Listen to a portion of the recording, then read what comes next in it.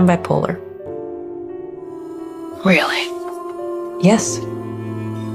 I have been since I was 15. How come you never told me? Well, who wants to hire someone with a mental illness and entertainment law? Aren't we crazy enough? Sorry. So why are you telling me now? Because you're more than work. And you should know what you're dealing with if we're gonna see each other outside of the office, which I would like.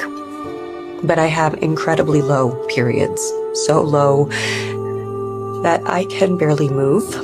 I am impossible to be around. I can barely answer the phone. I'm totally unreliable as a friend. In fact, in some ways, I'm probably the worst friend you could ever have. Don't check a single box. I have a meeting 5 minutes ago. Okay. Phyllis, hey, those guys from admin in my office, tell them we have to cancel today. I'll see them tomorrow. Yeah, and I'll tell them I'm really sorry.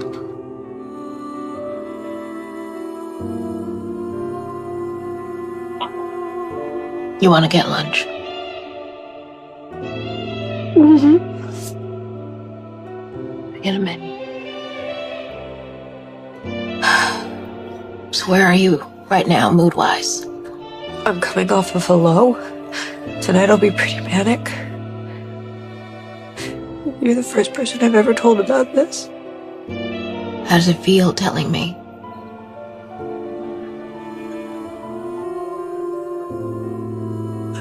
Like an elephant's taken one of its feet off my chest.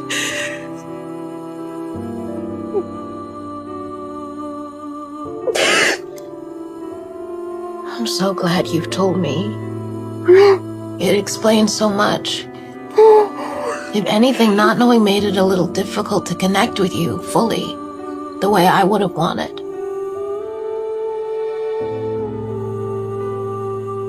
So you want to get a drink sometime? You want to go to the movies? You want to see people? All of the above. You are the most fun I've ever been around.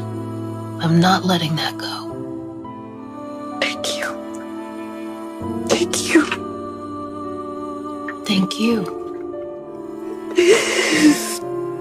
It's amazing what trusting one true friend in your life can do. Personal story with stigma is that when I went to the mental hospital and was diagnosed with bipolar 2 disorder, I lost my identity, and that was because of stigma.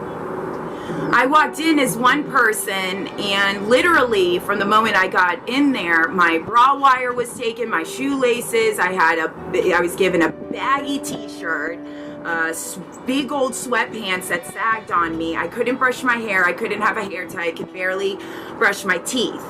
Do you know what that looks like? You know, and it has nothing to do with appearance, but it's like once I walked inside those white walls, I was molded into stigma.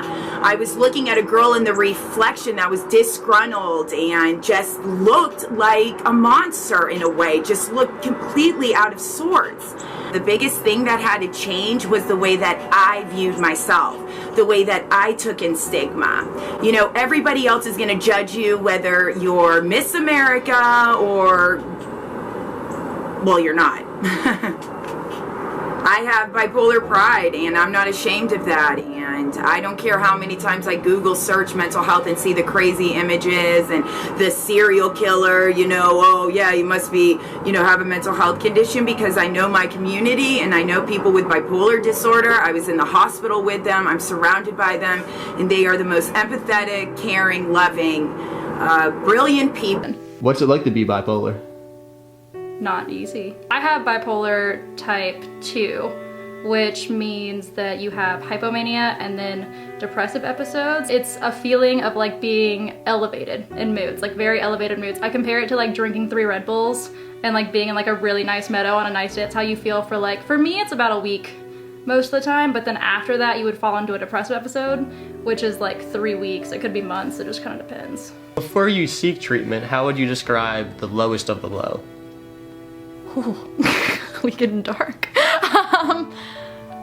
It's like, it physically hurts almost. It's such a weird, I compare it to like You know how scientifically, like when you get your heart broken and it like physically hurts and there's like not like a real like logical reason behind it, like why you feel like the physical pain attached to the emotional pain? That's how a lot of mental illness is. And like when you're at the lowest of the low, it feels like my whole body and like my brain is just kind of like full of static almost.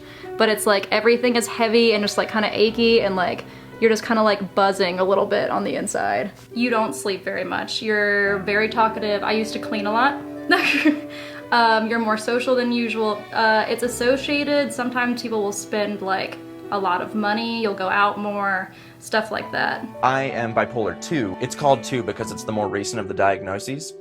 With bipolar 2, I experience hypomanic episodes. So hypo just meaning less intense. And for me, what that looks like is I would have my depressive episodes where I wasn't interested in doing anything and I was sad and I felt like my life wasn't going anywhere and I didn't feel connected to the world. What I didn't realize was the periods of time when I got really interested in a new hobby, or, you know, at one point I wanted to try gymnastics, strength training, and at another point I took up boxing, and, you know, I would have all these sudden inspirations to try and sort of fix my depression, and I would think that they were working. So at one point I was doing a cold shower every morning, sort of quack remedies that people are happy to sell you on how to fix your depression, and I don't doubt that some of them work for some people. With bipolar though, many of those little tricks are not that useful. Bipolar depression does not respond to the normal treatments for depression. And I say this as somebody who really did try everything before I investigated a medicative approach. I tried dialing in my diet,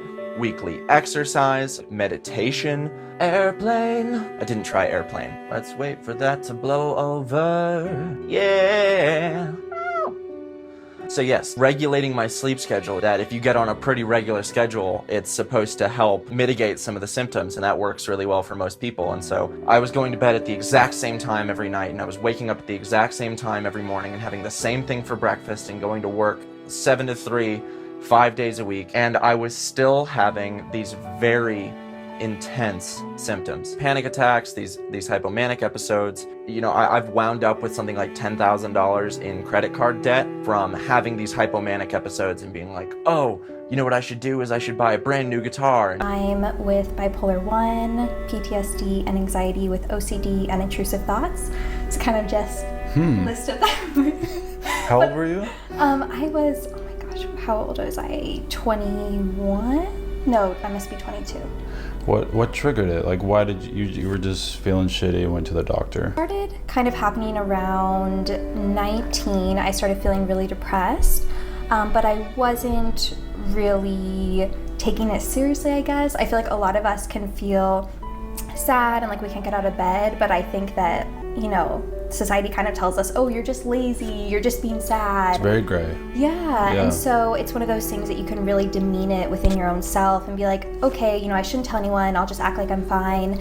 And so, yeah, so I started feeling really depressed when I was 19, and basically bipolar disorder can be triggered by certain events. And so it's like if you experience something traumatic at that time when you're an adult, it usually comes up between late teens and early to mid 20s. Mm-hmm. So you can experience something traumatic, or it can be some trauma from childhood that is triggered as an adult, and or it can just be like just randomly start. It can just from stress or not sleeping. Yeah. So it's like up and down, like really extreme moods. Yeah. I have been depressed for as long as I can remember. I am in my 20s now, and I remember being depressed as a kid, in my teens.